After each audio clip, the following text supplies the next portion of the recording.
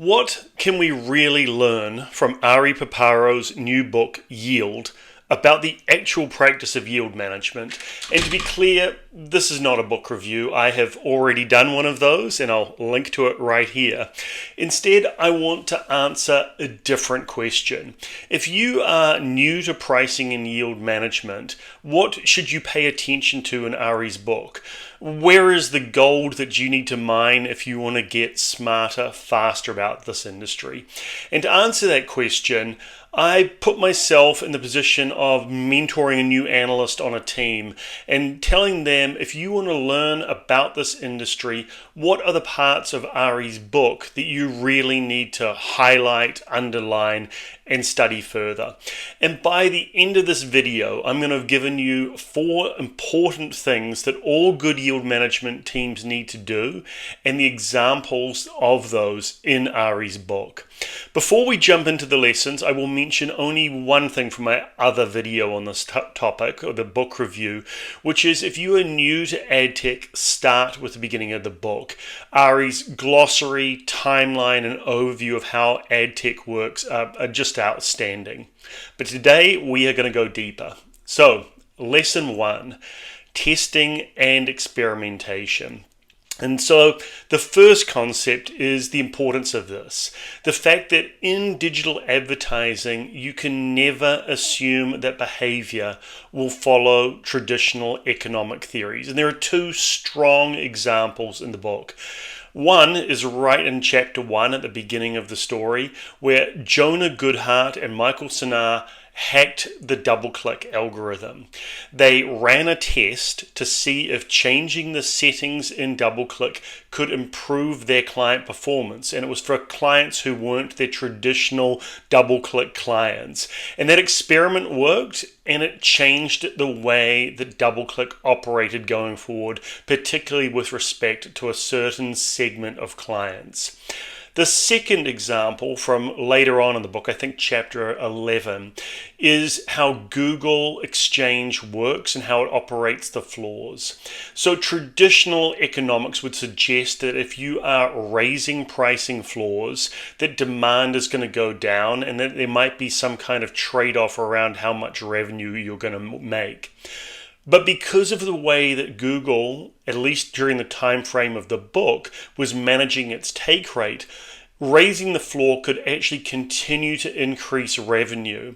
And Ari talks through an example of an experiment that was run by ad ops teams that continued to raise the floor and did not see the demand drop in the way that you would expect given classical economics. And so the lesson here is simple. In digital media, and especially if you're trying to maximize yield, you need to keep experimenting. Play with the settings, test the limits of the systems, and look for patterns that you can exploit. It is never enough to let the control sit at a constant level. If you expected that a traditional price demand curve would work in this industry, you might never discover that there is hidden upside in the system. All right, concept number 2. You always need to go deep in your analysis. Ari gives many examples of this, the need to go deep into both technology and the data rather than staying at the surface level. But one powerful example occurs in chapter 14, where Ari describes how Susan Parker dives into the world of fraud. She suspects that there might be issues with domain spoofing and ad stuffing and other traffic fraud, to the point where I think he uses the word she became obsessed with it.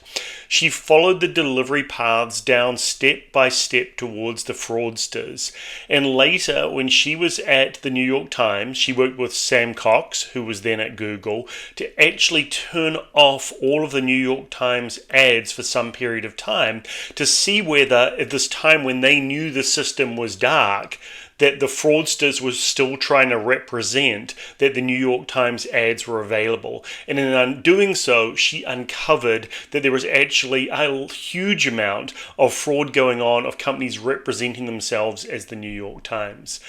The lesson here is that by going deep and showing great tenacity, she uncovered insights about the fraud, the magnitude of the fraud issues that would not be visible to those who were sort of skimming along the surface.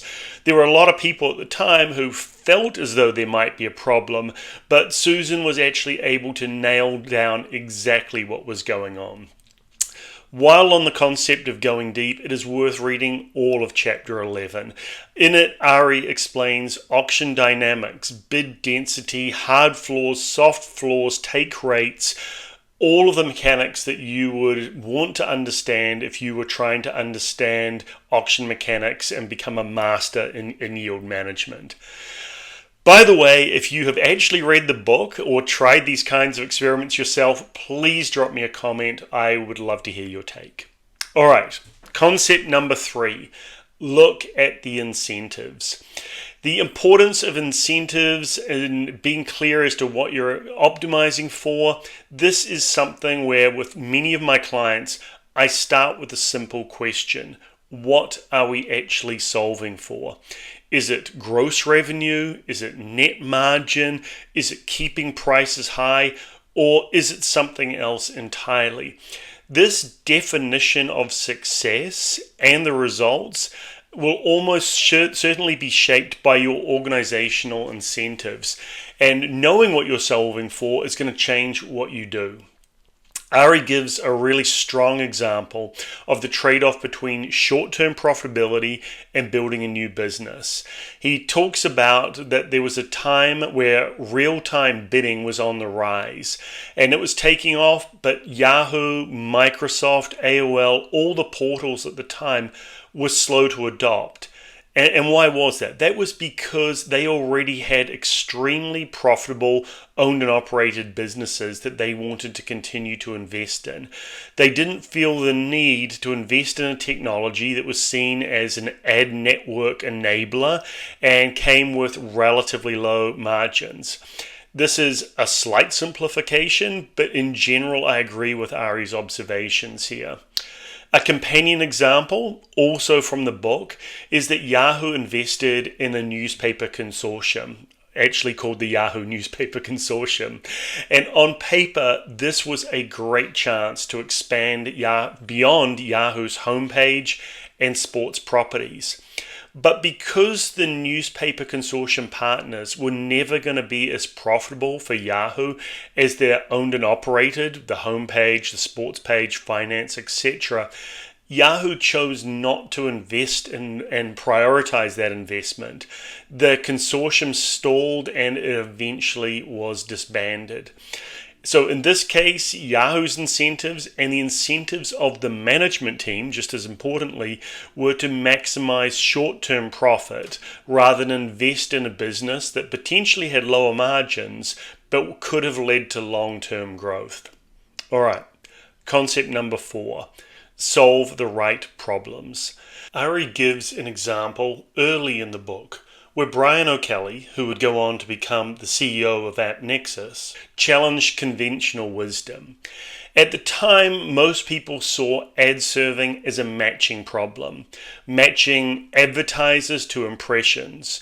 And Brian reframed this as a valuation problem, which completely changed the way that the industry thought about optimization. I have to find myself reminding myself and my clients of this constantly. I often get called in and I am told we have a pricing problem. And usually what this means is they think that prices are either too high or too low. But when I dig deeper, the pricing problem almost always turns out to be a symptom of something else. It might be a weak ad product that needs to be rethought.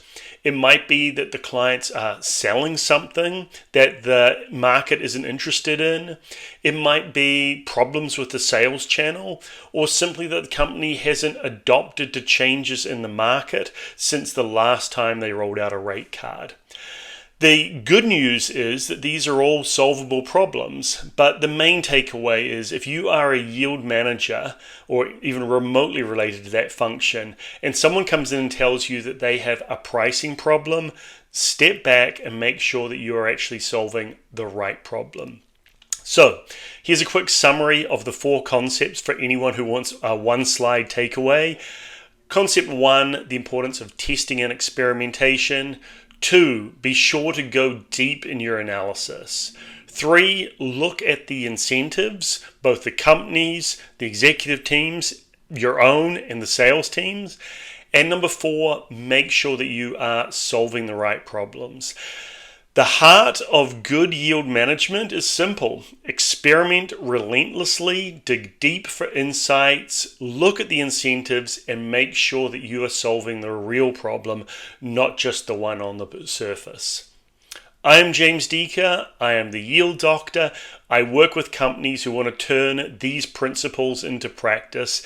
If that's you, let's talk. Thanks for watching.